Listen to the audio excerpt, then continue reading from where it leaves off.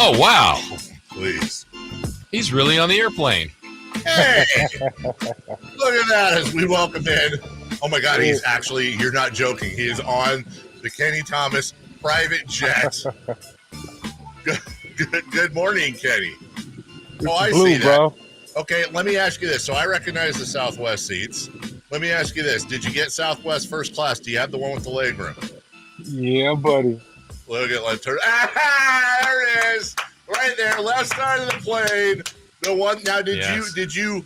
Because you got to pay the. You're either a super frequent flyer or you pay the $30 or whatever to get on early. How did it happen, Kenny? So it's a want to get away ticket. Yeah, nice. And I'm A-list. So you know how that goes. Yeah. I mean, I could get 1 through 15, but I got 18, and there was only like 7 people in front of me that had like 1 through 8. It's all good. So let me ask you this: I also think it's amazing that Kenny's Wi-Fi is better on the plane than at his house. So, hey, my do not disturb is on, bro. Nice. I'm 6'5", and you're what, 6'10"? I wish. 6'9"? 6'7", 6'6", 6'7". No, you're taller than 6'7". 6'8" with shoes, bro. Okay, you're taller than me. Is it a pet peeve when you get on? Dave, I'm taller than you. No, I'm just saying. Is it a pet peeve when you get on the plane and there's some like 5'10" dude just stretched out in that seat?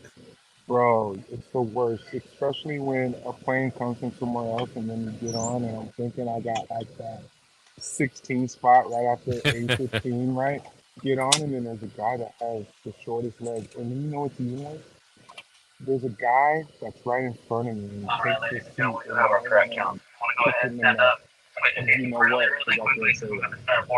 Hold on, good morning. Well, it'll be fine. At least my internet's not going up, so it's all good. Hey, you jerk, and I got the router. No, no, you're good. I'm just saying we wanted to hear what the captain was saying. It sounds like the flight's completely full, which means you're going to have 2 people next to you. The seats in front of you, though, those are the second best because you can get just the 2 if you're traveling with somebody. Jason, I'm going to talk to him about airplane flying all day. So you're departing? You haven't left yet, right? No, so basically, Jay, I told you I'm in LA. I'm in LA right now. I'm on my way to Albuquerque, New Mexico. So nice. Yeah. I'm glad you said Albuquerque, New Mexico, because I was wondering which Albuquerque you were going to. Yeah, I got a big tournament for Memorial Day weekend in New Mexico with the city of Belen, Mexico. It's right outside of Albuquerque. And we're looking at like 200 to 250 teams. We even got some teams coming from California. And I'm doing one once a month. And I got Coca-Cola that's supporting me. I got my big Ford dealership up in Santa Fe that's supporting me. And I'm looking at, I just had a discussion with Lifetime Fitness in Roseville. We're looking at doing some programming out there. And hopefully next summer I'll be able to have a tournament out in the Folsom facility that they have. So just trying to keep it going.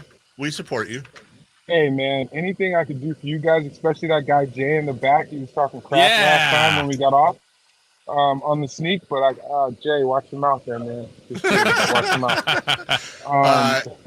I want to run down real quick the list of all 4 teams, all 4 series left, and we were talking earlier about could a team come back from the deficit.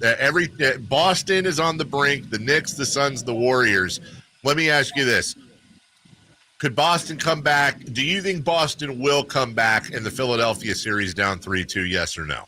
Well, of course, I play in Philly, so you know I'm a Kings fan. But at the same time, the Kings are out, and I gotta support my Sixers. And if the Sixers lose the series, man, it would be devastating, and the city of Philly will go bananas in a bad way. But Boston could come back. When it comes to the Warriors, I mean, obviously the Warriors have Game 5 tonight. Obviously, they're gonna win tonight. It's a given. I'm saying that, going on the record, but it's going to come down to Game 6 in LA because if it goes back to Game 7 at the Chase Center, it's not going to be good for the Lakers. But the way the Lakers are playing right now, people are asking me, like, how do you think the Kings would have matched up against them? I think the Kings would have matched up against the Lakers just as good as the Warriors. It's just, I think it just comes down to that experience factor. But I feel like that Denver and that Sun series is going to be good, even though Denver is amazing at home. And Denver's 6-0 in the postseason right now, so you expect them to be a great team at home. But it's a matter of how they're going to respond when they go back to Phoenix, because I feel like Phoenix can manage that series from a good perspective, because as we all know, there's a lot of energy that that the players feed off of, especially playing at home. And Charles Barkley said it great last night on TNT. The way that the crowd goes, you feel like you do not get tired when you're playing at home, because you're feeding off of all that energy. And as we saw with the Kings, but they just couldn't get over that hump. Kenny, you were mentioning earlier about Philly, your connections there. If it doesn't finish well somehow for Philly in this series, is Doc going to make it through this? I think Doc will be fine, but I think they're going to blow up that team again. Wow. It's just a matter of, like, Tobias Harris, I feel like he needs to show up. He hasn't played that good, right? And Maxey, he's been playing great.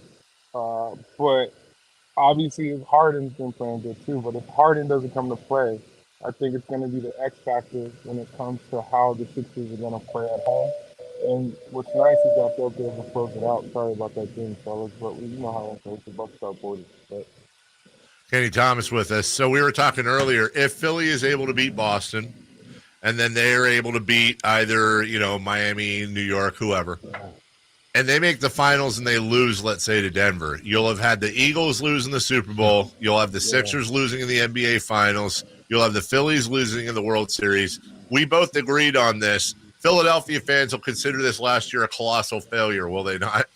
yeah, they will. And the way that the people in Philly are when it comes to their sports, it's insane. It's one of those things when I play with Keith Van Horn. Sometimes there's some threats out there from the standpoint of not playing hard. The nice thing about me, I always played hard. I did all that dirty work. But Philly would be insane.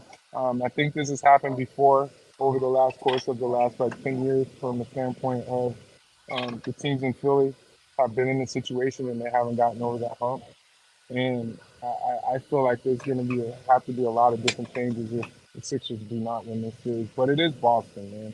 Let's keep it real. And it's sad, Dave, how you didn't bring up the Knicks series, because we really don't care about that one to a certain extent. Right? The Knicks aren't coming back against the Heat. You know that. Come on. It's over. It's over. It's over. It's all right. Kenny Thomas, kind enough to join us from his first-class Southwest seat. Please make sure your tray tables are put away. Your seat is fully upright. You're going to have to, by the way, Kenny, you're going to have to give a verbal answer as to whether or not you can handle the emergency exit stuff. So please make sure, of course, you pay attention. Fasten that seatbelt and have fun with that snack mix. What is the go-to free drink of choice on Kenny Thomas's Southwest flights? It's the middle of the day, ginger ale. Gets a little later. Get a little later, might have to add that whiskey and Coke Zero. Remember, I'm a Coke guy, and we'll go from there. But it's too early. As soon as I get to New Mexico, my spot is P.F. Chang's.